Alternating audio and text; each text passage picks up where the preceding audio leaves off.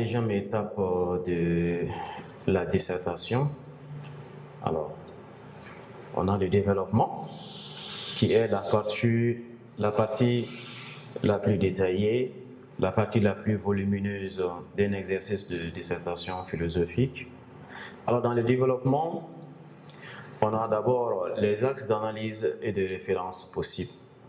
Alors, évidemment, pour répondre à la problématique du sujet dans l'introduction, alors il va de soi que nous élaborions des axes de réflexion ou encore des axes d'analyse et de référence, si possible, parce qu'on aura besoin de se référer sur certains penseurs, sur certaines opinions.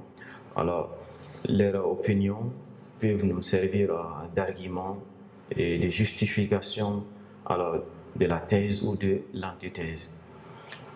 Donc, dans l'axe d'analyse et de référence possible, nous allons parler du premier axe de réflexion, qui est l'axe 1. Alors, l'axe 1 parle de l'absence des autres comme source de détresse. Alors, si nous observons bien, alors cet axe-là, il y a d'abord une phrase qui prend position dans le sujet. C'est une phrase qui affirme notamment l'idée du sujet, que l'absence des autres est comme source de détresse. Alors, si nous avons affirmé au préalable cette phrase dans l'axe 1, qui est censé être notre thèse, nous allons pouvoir apporter des arguments, des explications issus d'une réflexion constante, parce que dans l'introduction, on avait parlé d'une analyse approfondie, une analyse philosophique approfondie. Alors, l'homme est un être naturellement porté à vivre en société. Alors, ce qui équivaut à dire que la vie de l'homme est inconcevable sans la société.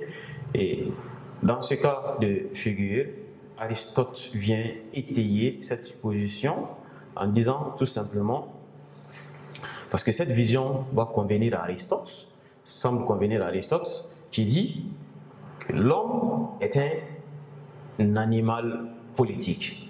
Animal politique, pas au sens péjoratif, mais au sens propre. L'homme, animal politique, qu'est-ce que ça veut dire chez Aristote? Aristote veut dire tout simplement que l'homme est destiné à vivre en société, parce que c'est la société qui lui donne des valeurs, comme l'éducation, comme l'instruction, et pourquoi pas le bonheur, parce que le bonheur auquel nous aspirons tous nous a été réalisé par la vie sociale.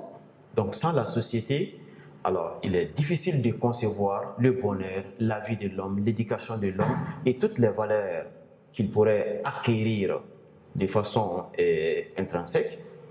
Il ne peut pas avoir ces valeurs-là sans sa présence dans une société. Donc c'est pourquoi Aristote affirme que l'homme est un animal politique. Politique, ça c'est dans le sens de bien organiser une société harmonieuse, une société dans laquelle l'homme trouvera vraiment une situation favorable pour sa vie. Et cette citation-là est extraite de son livre « Le Politique ». Comme je l'avais dit, et si vous devez recourir à une citation d'un auteur, alors il serait quand même bien saillant de signifier l'ouvrage dans lequel la citation est extraite. Cela est très important.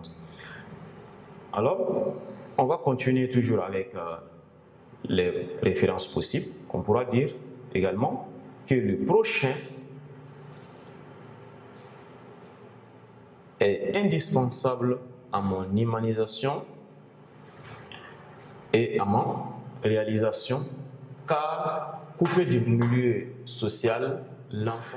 Alors, cela sous-entend que l'homme, comme je l'avais dit, à travers la citation d'Aristote, que la vie de l'homme est inconcevable sans la société, l'humanisation commence d'abord dans un milieu social. Alors, quand on parle de l'humain, on va évoquer bien naturellement l'organisation de l'homme dans la société, comment l'homme a pu organiser son milieu social, Et cette organisation, d'ailleurs, lui a été imposée. Sinon, il aura une vie semblable à celle des animaux, comme Jean-Jacques Rousseau le disait dans son contrat social, à travers la structuration des deux États, notamment l'État de nature et l'État civil. Donc, si nous essayons de voir un peu la caractéristique ou les caractéristiques de l'État de nature, on va voir l'homme dans une situation primitive, où il n'y aura aucune éducation, aucune civilisation, pas de travail, pas de justice ni loi. Donc, l'homme ne peut pas aspirer à un bonheur dans cet état.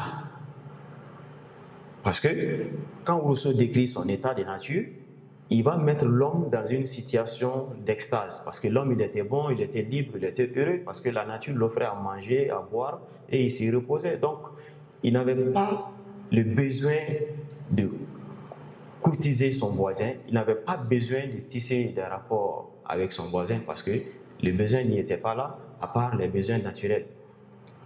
Donc, nous allons voir que l'humanisation commence d'abord par une vie sociale.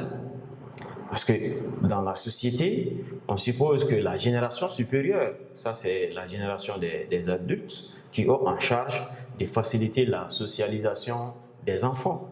Parce que l'enfant, il n'est responsable de rien.